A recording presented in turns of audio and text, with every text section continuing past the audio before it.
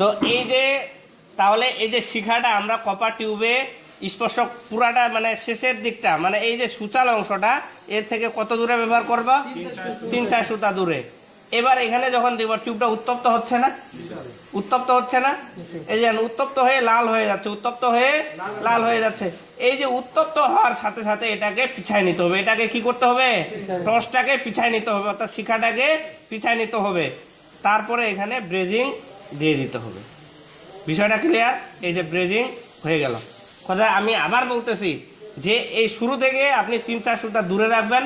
যখনই এটা উত্তপ্ত হয়ে লাল হয়ে যাবে, উত্তপ্ত হওয়ার সাথে সাথে এটাকে কি করতে হবে? পিছায় নিতে হবে।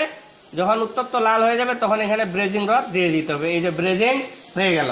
মানে এইভাবে সমান তালে ধরে থাকা যাবে না, উত্তপ্ত হওয়ার সাথে সাথে কিছুটা পিছায় নিতে হবে, নতুবা গলে যাবে।